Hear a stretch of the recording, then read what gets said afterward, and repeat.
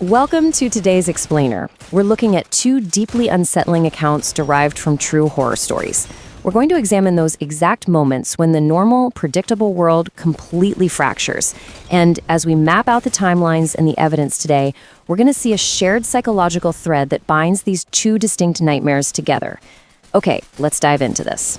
So imagine this. Picture yourself surviving an absolutely harrowing, impossible situation.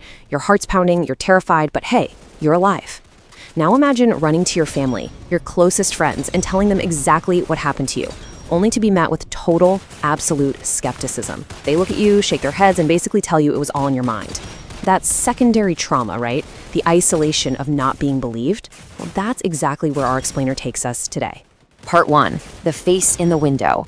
Let's move to our first account and see how this builds. This is Avi's story, which takes place back in the winter of 2017. At the time, Avi was just 12 years old and dealing with a really severe case of chickenpox. He was highly vulnerable, weak, feverish, and just totally exhausted from a heavy dose of strong medication. He and his siblings were actually staying at their grandmother's house, sleeping on these makeshift beds on the floor.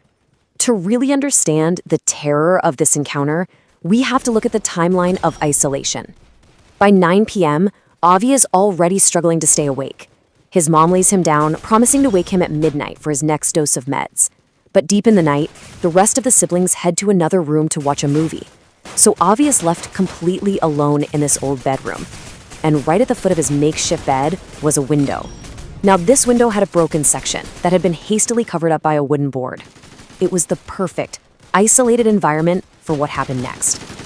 Lying there in the quiet, Avi's gaze drifts over to that partially broken window, and he notices something sticking out from behind the wooden board. It wasn't part of the wood. It was a young girl's face. Let's break down these horrific details and put yourself in this 12-year-old's shoes for a second. Her skin was deathly pale. Her eyes were completely white, literally void of any pupils. She had multiple severe wounds slashed right across her face. But the most terrifying part? She wasn't just staring. She was moving frantically, thrashing around like she was desperately trying to squeeze herself through that broken gap and right into the bedroom. Let's trace the exact sequence of terror that followed. Step 1 is just pure panic. Avi shuts his eyes, totally unable to process the horror. Step 2, his survival instinct kicks in, and he turns, reaching toward the bedroom door, which is situated just above his head. But then, step 3, the physical environment actually reacts. The heavy blanket covering him is suddenly and violently yanked entirely off his body, pulled directly toward the window. He snaps his eyes open. And step 4, the entity is looking right at him, and she's smiling. Section 2, hallucination or haunting. So Avi lets out this blood-curdling scream. His entire family immediately comes running into the room. He's clinging to his mother, sobbing, pointing desperately at the broken window. But his father and brother walk right up to the glass, peer outside into the dark winter night, and they find absolutely nothing. No girl, no footprints, nothing. This brings us to a really fascinating clash of realities. The family's theory is perfectly logical. Avi was super sick, exhausted, and on heavy medication. A severe hallucination makes complete medical sense, right? But then, we have the physical evidence. The entire family walked into that room and saw, with their own eyes, that Avi's blanket had been physically dragged across the floor and was lying right next to the window. If it was just a fever dream, how did the blanket move on its own? Part 3, the 3 a.m. barbecue. Now, keep that feeling of doubt in mind as we pivot to our second account. This takes us away from the supernatural and into a deeply grounded true crime nightmare. 9 years ago, our narrator was working temporarily in a remote rural area and rented a beautiful but incredibly isolated Airbnb.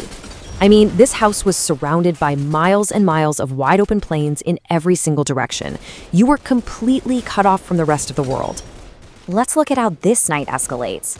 The narrator arrives after dark and, totally exhausted from a long drive, goes straight to bed. But deep in the night, they're jolted awake by a sound that simply shouldn't be there. A car pulling up to the house. It's an isolated dirt road, no nearby houses, absolutely no reason for anyone to be out there. And then, at 3 a.m., heavy footsteps approach the front door, and through the window, the narrator watches a man set down a plate of barbecue right on the doorstep. Now, what's really interesting about this is the bizarre juxtaposition of details. The narrator calls out, asking who's there. The man at the door is holding a plate of barbecue, a classic gesture of neighborly hospitality, but he's wearing a white ski mask. And as the narrator gets a look at the man's eyes through the mask, they're described as dull and cloudy, almost as if they were covered in a thick fog. The man speaks through the door, and this is his exact quote. "I'm your neighbor. Come have some barbecue with me." It's a sentence that sounds entirely normal on, say, a Sunday afternoon in the suburbs. But here, at 3 a.m., in the middle of nowhere where there are literally no neighbors for miles around, spoken by a guy in a ski mask, it is a chillingly absurd trap. Part 4, the 7-foot skewer. The narrator, heart pounding out of their chest, asks, "What neighbor?" And just like that, the masked man completely drops the friendly act. He ignores the question, turns his back, and calmly walks to his truck parked in the darkness. The narrator is just standing there paralyzed behind the locked door, watching. The man reaches into the bed of his truck and pulls out a weapon. 6 to 7. That is the massive length in feet of the heavy, solid steel skewer the attacker pulled out of his truck. He marches right back to the house and, without a single word of warning, violently thrusts that massive steel skewer right through the glass window next to the door. The glass shatters instantly. The narrator threw themselves sideways purely on instinct. If they'd been a second slower, that skewer would have impaled them. The narrator scrambles to the bedroom, grabs a phone, dials 911, and creeps back to the living room. The attacker hasn't come inside. He's just standing there, staring through the shattered window with those foggy eyes. Desperate to buy some time, the narrator yells that the police are on their way. But the killer doesn't panic. He doesn't run. He just calmly begins wiping the steel skewer with a cloth and replies, "Oh yeah, then I'll just finish you quickly." The window is broken. The killer could easily reach in, unlock the door, and just walk right in. But instead, he chooses to stand in the dark, subjecting his victim to this grueling psychological torture. He adjusts his grip on the heavy weapon, stares right at the terrified narrator, and in a low, incredibly cruel voice, delivers this promise. "I'm going to put a lot of holes in you." Part 5. 5 minutes of silence. Fear totally locks the narrator's legs, but adrenaline finally forces them to move. They run to the kitchen, grab a knife, retreat into the bathroom, and lock the door. And then, they hear it. The heavy, deliberate thud of boots crunching over the broken glass. The killer has finally stepped inside the living room. The footsteps slowly move through the house, eventually stopping directly in front of the bathroom door. 5. For 5 agonizing, terrifying minutes, the killer stood right outside that thin wooden bathroom door. He didn't bang on it, he didn't try the handle, he just stood there in total, suffocating silence.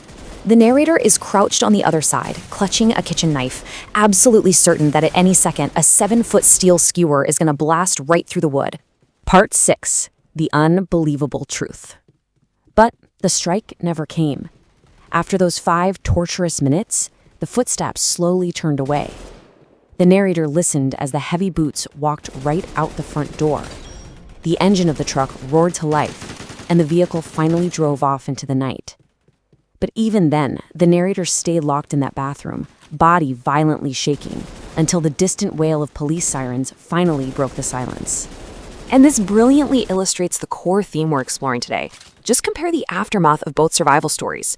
Avi survives a deeply traumatic, unexplained encounter, but his family dismisses it as a medical hallucination. The Airbnb narrator survives a near-death encounter with a sadistic killer, but when they tell their friends later, the friends outright refuse to believe it. I mean, the sheer absurdity of the barbecue plate, the giant skewer, the foggy eyes, it sounds like something out of a horror movie, so people just reject it as fiction. But the physical evidence remains, leaving us with some deeply unsettling, lingering questions. For Avi, it was the moved blanket. For our second narrator, it was the shattered glass and the 911 call. But chillingly, the man with the dull eyes, he was never caught. And that plate of barbecue he set on the porch to lure his victim out, by the time the police actually arrived to secure the scene, the plate was completely gone, which leaves us with a final, haunting question. We all rely on the people around us to validate our reality. But when reality breaks, when the impossible comes knocking at 3 a.m. or smiling through a broken window and you are the only witness left standing, how do you convince the world that the monster was real? It's a heavy question to carry. Thank you for joining me for this explainer, and remember, Always keep questioning what you see.